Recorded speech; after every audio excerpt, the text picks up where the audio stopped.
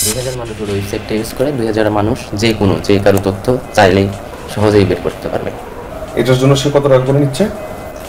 এই শুধু এই বায়োমেট্রিকের জন্য ও 131 টাকা আমাদের কাছ থেকে নিচ্ছে। নাগরিকের স্পর্শকাতর তথ্য দেদারসে বেচাকেনা, 131 টাকায় মিলছে এনআইডি, বায়োমেট্রিক সহ কল লিস্ট। নিরাপদ নয় রাষ্ট্রের গুরুত্বপূর্ণ ব্যক্তিদের তথ্য। 3 দিনের সফরে বিকেলে ঢাকা আসছেন জাতিসংঘ মহাসচিব। প্রধান উপদেষ্টার সঙ্গে যাবেন রোহিঙ্গা ক্যাম্পে, ইফতার করবেন 1 লাখ উদ্বাস্তুর সাথে।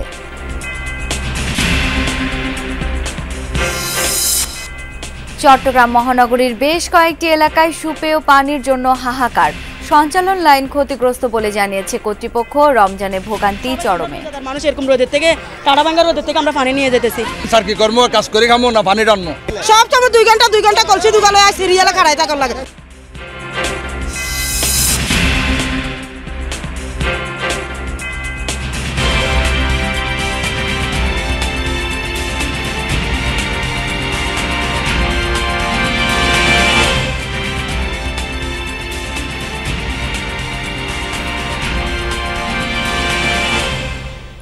আমন্ত্রণ যমুনা নিউজে, আপনাদের সাথে আছি আমি শাওন দত্ত।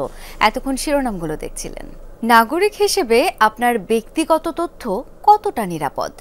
সরকারের কাছে থাকা আপনার তথ্য যে যার তার কাছে চলে যায়নি, এর কি নিশ্চয়তা? সরকারের গুরুত্বপূর্ণ দায়িত্বে থাকাদের তথ্যও কি নিরাপদ? আখলাকুস সাফার রিপোর্টে দেখুন এসবের উত্তর মেলে কিনা। এমন ঘটনায় কারা জড়িত বা নেপথ্যে কারা, এসব তদন্তে ফোন নম্বর বা ক্লু নিয়ে নাগরিকের তথ্য বের করার এখতিয়ার শুধুমাত্র গোয়েন্দা সংস্থা ও আইনশৃঙ্খলা বাহিনীর, তাও আবার উচ্চ পর্যায়ের অনুমতি সাপেক্ষে। নাগরিকের এমন স্পর্শকাতর তথ্যের এক্সেস কি যার তার কাছে থাকতে পারে? যদি নাই হয়, তাহলে সামাজিক মাধ্যমে এসব বিজ্ঞাপনের কি মানে? বিষয়টা বুঝতে আমরা যোগাযোগ করি বিজ্ঞাপনদাতাদের সঙ্গে। কোনো প্রতিষ্ঠান বা দোকান নয়, তারা কিন্তু কাজ করেন শুধু অনলাইনে। ফোন নম্বর দিয়ে এনআইডি তথ্য, sign copy, server copy, biometric তথ্য, জন্ম নিবন্ধন, আয়কর রিটার্ন, কল লিস্ট সব বিক্রি করছে তারা। এমনকি মোবাইলে আর্থিক লেনদেনের অত্যন্ত গোপনীয় ওটিপিও বাইপাস করে তারা। আমরা যে সময় অ্যাকাউন্ট করছি আমরা হলো 657 জন, এর অনেক বেশি আছে ওর কাছে ইউজার। মানে ধরা যায় 2000 ইউজার আছে ওর কাছে। মানে 2000 মানুষ ওর ওয়েবসাইটটা ইউজ করে 2000 মানুষ যে কারো তথ্য চাইলেই সহজেই বের করতে পারবে। এটার জন্য সে কত টাকা করে নিচ্ছে? এই শুধু এই বায়োমেট্রিকের জন্য ও 131 টাকা আমাদের কাছ থেকে নিচ্ছে। রাষ্ট্রের গুরুত্বপূর্ণ ব্যক্তিদের তথ্য কি এভাবে পাওয়া সম্ভব? জবাব এলো হ্যাঁ। স্বরাষ্ট্র উপদেষ্টা অবসরপ্রাপ্ত লেফটেন্যান্ট জেনারেল জাহাঙ্গীর আলম চৌধুরীর তথ্যও কি নেওয়া সম্ভব? স্বরাষ্ট্র উপদেষ্টাটাও করা যাবে? স্বরাষ্ট্র উপদেষ্টাটাও করা যাবে, প্রধান উপদেষ্টাটাও চাইলেও করতে পারবো। ওনার এনআইডি কার্ডটা বের করতে পারি, ওনার কল লিস্টটা বের করতে পারি, কার সাথে কথা বলছে SMS লিস্টটা বের করতে পারবো, ওনার ফোনের IMEI-টা বের করতে পারবো, ওনার এই এনআইডি দিয়ে কতগুলো নাম্বার তোলা আছে এটা আমরা বের করতে পারবো। এটা কি যে কোনো ব্যক্তির? হ্যাঁ, যে কোনো ব্যক্তির। বিকাশে দেয়া হলো 131 টাকা। 5 মিনিট পর নাগরিকের তথ্য তো সিকিউর নয়, বরং স্বরাষ্ট্র উপদেষ্টার তথ্য সিকিউর নয় যা দেখা যাচ্ছে। এনআইডি নাম্বার আছে, নাম আছে, জন্ম তারিখ আছে, পিতামাতার নাম, স্ত্রীর নাম, জন্মস্থান, তার বর্তমান ঠিকানা, স্থায়ী ঠিকানা, মানে একটা জাতীয় পরিচয়পত্রের কার্ডে যা থাকে সবকিছু আছে। উপদেষ্টা কার কার সাথে ফোনে কথা বলেছেন তাও কি জানা সম্ভব? 1200 টাকা খরচের বিনিময়ে তাও পাওয়া গেল। নম্বর, কল ডিউরেশন, IP, IMEI, এমনকি যেখান থেকে ফোন এসেছে বা গিয়েছে সে ঠিকানা সহ। মানে এগুলো সব করা হয়েছে এখানে? এখান থেকে করা হয়েছে। কতজনের? 17 জনের। শুধু AID থেকে 17 জনের? 17 জনের করা হয়েছে। জন্ম নিবন্ধন করা হয়েছে 4 জন। হ্যাঁ, আর এখানে যেগুলো API ইউজ করা হয়েছে জন্ম নিবন্ধনের, এই সবগুলা API দিয়েছে হলো আপনার সিস্টেম অ্যানালাইস্ট। এই মূল ওয়েবসাইটটা অপারেট করতেছে একজন ব্যক্তি, কিন্তু ওর সাথে আবার সরকারের যত সিস্টেম অ্যানালাইস্ট বা কর্মকর্তা আছে ওর সাথে কানেক্ট আছে। দরজার তালা অক্ষত, অথচ চুরি হয়ে গেছে সব, এমনকি বিক্রিও হয়ে গেছে। প্রশ্নটা হলো, এসব তথ্য কিনে কি করে মানুষ? সবচেয়ে বেশি করা হয় ব্ল্যাকমেইল। ধরুন আপনার নম্বর ব্যবহার করে এমন কোনো অপরাধ করা হলো যার সম্পর্কে আপনি কিছুই জানেন না, অথচ দাঁড়াতে হবে বিচারের কাঠগড়ায়। 6 বছর ধরে নাগরিকের তথ্যের এমন যাচ্ছে তাই অবস্থা। আখলাকুস সাফা, যমুনা নিউজ, ঢাকা। আজ 3 দিনের সফরে বাংলাদেশ আসছেন জাতিসংঘ মহাসচিব অ্যান্টোনিও গুতেরেস। প্রধান উপদেষ্টার সাথে বৈঠক ছাড়াও তার সাথে কক্সবাজারের রোহিঙ্গা ক্যাম্পে যাবেন তিনি। বিকেল 5টায় গুতেরেসের ঢাকায় পৌঁছানোর কথা। সফরে তার কর্মসূচিগুলো হবে মূলত শুক্র ও শনিবার। শুক্রবার প্রধান উপদেষ্টা ডক্টর মোহাম্মদ ইউনূস ও পররাষ্ট্র উপদেষ্টা মোহাম্মদ তৌহিদ হোসেনের সঙ্গে সাক্ষাৎ করে রোহিঙ্গা ক্যাম্প পরিদর্শনে যাবেন গুতেরেস। যোগ দেবেন 1 লাখ রোহিঙ্গার গণ ইফতারে। শনিবার সকালে জাতিসংঘের ঢাকা কার্যালয় পরিদর্শন করবেন। তারপর দুপুরে জাতীয় ঐক্যমত্য কমিশন এবং সুশীল সমাজের সঙ্গে বৈঠক করবেন জাতিসংঘ মহাসচিব। গুতেরেসের সম্মানে শনিবার ইফতার ও নৈশভোজের আয়োজন করেছেন প্রধান উপদেষ্টা। সফর নিয়ে 14 মার্চ জাতিসংঘ মহাসচিব একটি প্রেস ব্রিফিং করতে পারেন। 16 মার্চ ঢাকা ছাড়বেন তিনি। স্বতন্ত্র প্রতিষ্ঠান নয়, এনআইডি কার্ডের সার্বিক কার্যক্রম নির্বাচন কমিশনের অধীনে রাখার দাবিতে মানববন্ধন করছে ইসির কর্মকর্তারা। সেখানে রয়েছেন সহকর্মী ভাস্কর ভাতুরী।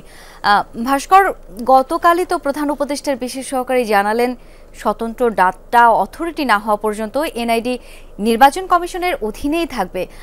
তারপরও আজকে কেন এই কর্মসূচি, জানাবেন বিস্তারিত। সর্বস্তরের কর্মকর্তা এবং কর্মচারী বৃন্দ তারা কিন্তু নির্বাচন কমিশন যে ভবন, সেই ভবনের সামনে মানববন্ধন শুরু করেছে। এবং আপনি যেমনটি বললেন যে স্বতন্ত্র কোনো প্রতিষ্ঠান নয়, এনআইডির তালিকা থেকে শুরু করে এনআইডির যে কার্যক্রম, সেই সম্পূর্ণ কার্যক্রমই কিন্তু নির্বাচন কমিশনের অধীনে রাখার দাবিতে তারা আজকে রাস্তায় নেমেছেন। এবং কর্মকর্তা এবং কর্মচারীদের সাথে যখন আমরা কথা বলছিলাম, তারা কিন্তু বলেছেন যে আজকের এই কর্মসূচির কারণে মোট 2 ঘন্টা কর্মবিরতি চলবে নির্বাচন কমিশনে। এবং তারা বলছেন যে 13 কোটি ভোটারের যে ডাটাবেস, সেই ডাটাবেস কিন্তু নির্বাচন কমিশনের অধীনেই নিরাপদ। এবং একটি কুচক্রী মহল আগামী ভোটকে বানচাল করার জন্য এবং ভোটের ষড়যন্ত্র কিংবা ভোটকে কেন্দ্র করে দুর্নীতি করার জন্যই কিন্তু এমন ধরনের উদ্যোগ নিয়েছে। এবং সেই উদ্যোগটি নষ্ট করার জন্যই কিন্তু তারা আজকে মাঠে নেমেছে। এবং তাদের একটি দাবি, যদি গণতন্ত্র বাংলাদেশের মাটিতে আবারও সুপ্রতিষ্ঠিত রূপে দেখার কেউ আশা করে, তাহলে এনআইডির পুরোপুরি কার্যক্রম কিন্তু নির্বাচন কমিশনের অধীনেই রাখতে হবে। এবং এত বছর ধরে যে একটি প্রক্রিয়া চলে আসছে এবং এত বছর ধরে যারা এনআইডির বিভিন্ন তালিকা তৈরি করেছেন, তা যদি কোনোভাবে বেহাত হয়ে যায়, তাহলে কিন্তু পুরো প্রক্রিয়ায় সে ধসটা নামবে। এবং ধস নামার ফলে যেটা হবে, সেটা বাংলাদেশের শুধু ভোটে নয়, পুরো দেশের গণতান্ত্রিক যে প্রক্রিয়া, সেই প্রক্রিয়ার উপরে কিন্তু প্রভাব ফেলবে। সুতরাং নির্বাচন কমিশনের কর্মকর্তা এবং কর্মচারীবৃন্দরা বলছেন যে জাতির স্বার্থে এবং কোনো ব্যক্তি সুরক্ষা বজায় রাখতে যে যাতে কোনোভাবে জাতীয় স্বার্থ ক্ষুণ্ণ না হয়, সেই বিষয়টি মাথায় রেখে কিন্তু আজকে তারা মাঠে নেমেছেন। এবং যদি আজকের মধ্যে কোনো ধরনের সিদ্ধান্ত না আসে, তাহলে হয়তো বা পরবর্তীতে আরো বৃহৎ কোনো কর্মসূচি নির্বাচন কমিশনের কর্মকর্তা কর্মচারী, অর্থাৎ এই কমিশন ভবনে যারা কাজ করেন, সকলের পক্ষ থেকে আরো বৃহত্তর কর্মসূচির ডাক প্রদান করা হবে। শাওন। ভাস্কর, ধন্যবাদ আপনাকে। পঞ্চগড়ে 3 বছরের শিশুকে ধর্ষণ চেষ্টার অভিযোগে প্রতিবেশী এক যুবককে গ্রেপ্তার করেছে পুলিশ। গতকাল বিকেলে এই ঘটনা ঘটে। স্বজনরা জানায় বাড়ির পাশে খেলছিল শিশুটি। এ সময় কৌশলে শিশুটিকে নিজ বাড়িতে নিয়ে আসে অভিযুক্ত সৌরভ। পরে ধর্ষণের চেষ্টা করে। কান্নার শব্দে শিশুটির মা তাকে খুঁজতে গেলে সৌরভের ঘরে পান। ঘটনার প্রতিবাদ করলে শিশুটির বাবাকে মারধর করে অভিযুক্ত। পরিবারের সদস্যরা বিষয়টি পুলিশকে জানালে সৌরভকে আটক করা হয়। শিশুটিকে সদর হাসপাতালে ভর্তি করা হয়েছে। চিকিৎসক জানিয়েছেন প্রাথমিকভাবে যৌন নির্যাতনের আলামত পাওয়া গেছে। এই ঘটনায় সদর থানায় মামলা হয়েছে। আসামি মোহাম্মদ শরীফুল ইসলাম সৌরভ তার প্রতিবেশীর শিশুকন্যাকে তার শয়নঘরে ডেকে নিয়ে তাকে ধর্ষণ করে। এই ঘটনার প্রেক্ষিতে থানায় মামলা রুজু হয়েছে, ধর্ষণ মামলা। আসামি শরীফুল ইসলাম সৌরভকে গ্রেপ্তার করা হয়েছে। ধর্ষণ এই অপরাধের সর্বোচ্চ শাস্তি মৃত্যুদণ্ড করা হয়েছে। কিন্তু তারপরও ঘটছে একের পর এক ঘটনা, সাথে বাড়ছে নৃশংসতা। দেখা গেছে নানা প্রতিবন্ধকতার কারণে ধর্ষণের মামলা ঝুলে থাকে বছরের পর বছর। তদন্ত এবং বিচার যেভাবে হয়, সেই ধাপগুলোই বাধা কোথায়? বিচারে দেরি হলে কিভাবে ক্ষতিগ্রস্ত হন ভুক্তভোগীরা? এসব প্রশ্নের উত্তর খোঁজার চেষ্টা করেছেন সহকর্মী হুসাইন শাহিদ। ছবি তুলেছেন দেলোয়ার হোসেন। সবুজ শ্যামল ফসলের মাঠে দুরন্ত এক শিশুর পথ চলার এমন দৃশ্য কতই না সুন্দর। তবে এই ছবির পেছনের বাস্তবতা ভয়ানক।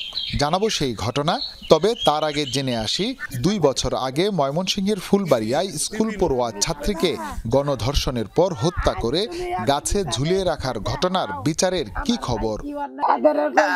আমার কি ধ্বংস করছে, আমার ফুলের চাও এইভাবে যে ধ্বংস করছে, তুমি ওখানে এইভাবে ধ্বংস দাও পৃথিবী। গত 2 বছরে বিভাগে ধর্ষণের মামলা হয়েছে 1115টি। ধর্ষণ মামলার আইনি প্রক্রিয়ায় সম্পৃক্তদের কাছ থেকে জানতে চাই বিচারে প্রতিবন্ধকতাগুলো। গ্রামের মুরব্বী, মাতাব্বর, চেয়ারম্যান, মেম্বার, কমিউনিটি লিডারদের কাছে যায়, সেখানেও সময় ক্ষেপণ হয়। সময় ক্ষেপণ যখন হয় তখন ভিকটিমের কাছ থেকে স্যাম্পলগুলো অধিকাংশ ক্ষেত্রেই নষ্ট হয়ে যায়, আতঙ্কগ্রস্ত, টমাটাইজড হয়ে যায়। এইরকম একটা ভিকটিমের কাছ থেকে তথ্যগুলো বের করে নিয়ে আসা সাক্ষী হিসাবে, স্যাম্পল হিসাবে খুব জটিল হয়। ধর্ষণ মামলার প্রায় 2500টি ঘটনার মেডিকেল রিপোর্ট করেছেন চিকিৎসক আবুল মনসুর। জানতে চাই এক্ষেত্রে ডাক্তারদের চ্যালেঞ্জগুলো কি? রাজনৈতিক প্রতিবন্ধকতা, আমাদেরকে অনেক সময় আমাদের উপরে চাপ দেওয়া হয়, রিপোর্ট চেঞ্জের জন্য চাপ দেওয়া হয়, কিংবা আরেক ধরনের চাপ আছে, টাকা পয়সা অফার করে। এই ধরনের চাপের জন্য অনেক ডাক্তার রিপোর্ট থেকে একটুখানি সরে যেতে বাধ্য হন। সবশেষে বিচারের ভার আদালতের। অ্যাডভোকেট বলছেন বেশিরভাগ ক্ষেত্রে বিচারে বাধা হয়ে দাঁড়ায় বাদী নিজেই। প্রধান সমস্যা হলো out of court compromise.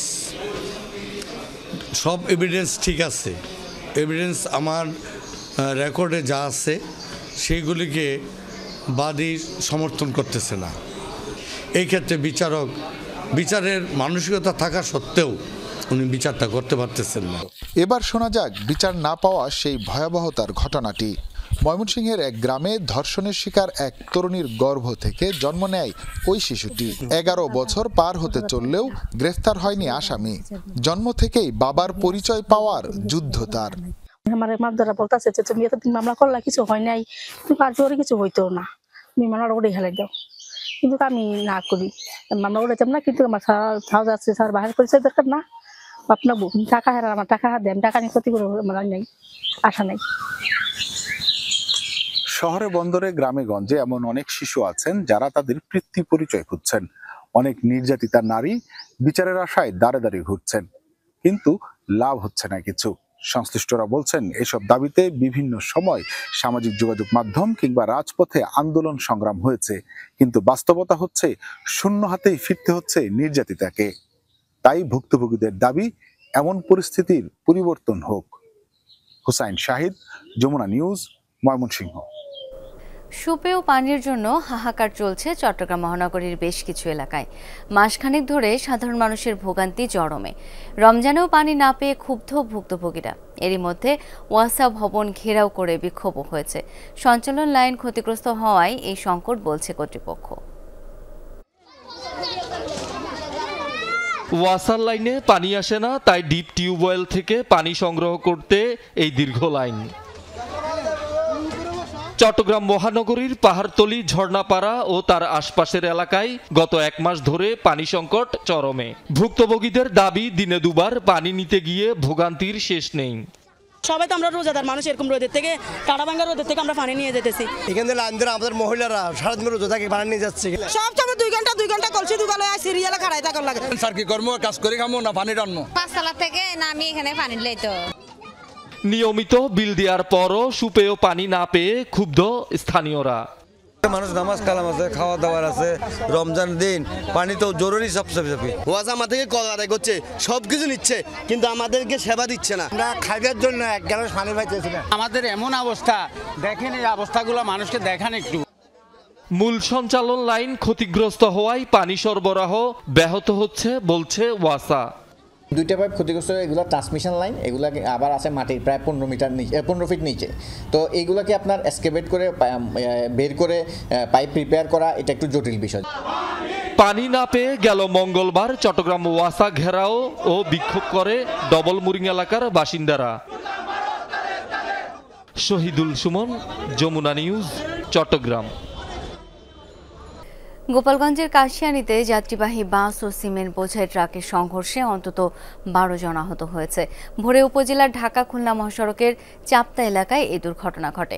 Highway police জানায়, খুলনা থেকে ছেড়ে আসা টুঙ্গিপাড়া এক্সপ্রেসের একটি যাত্রীবাহী বাস ঢাকার দিকে আসছিল। চাপতা এলাকায় পৌঁছলে বিপরীত দিক থেকে আসা সিমেন্ট বোঝাই একটি ট্রাকের সাথে সংঘর্ষ হলে নিয়ন্ত্রণ হারায় চালক।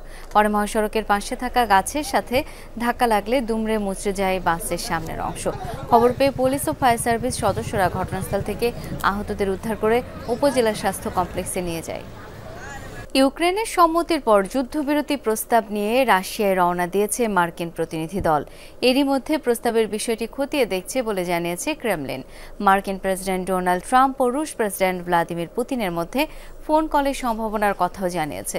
সৌদি আরবের জেদ্দায় যুক্তরাষ্ট্রের প্রতিনিধিদের সাথে বৈঠকে 30 দিনের যুদ্ধবিরতিতে রাজি হয় ইউক্রেন।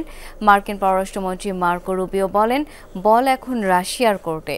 যুক্তরাষ্ট্রের কোন কোন কর্মকর্তা মস্কোয় যাচ্ছেন তা নিশ্চিত নয়। বেশ কয়েকটি সূত্র জানিয়েছে, যুক্তরাষ্ট্রের মধ্যপ্রাচ্য বিষয়ক প্রতিনিধি স্টিভ উইটকফ যেতে পারেন। এর আগে হোয়াইট হাউসের প্রেস সেক্রেটারি ক্যারোলিন লেভিট জানিয়েছিলেন, শান্তি আলোচনায় রাশিয়ার সাথে যোগাযোগ করেছেন জাতীয় নিরাপত্তা বিষয়ক মন্ত্রী মাইক ওয়ালস।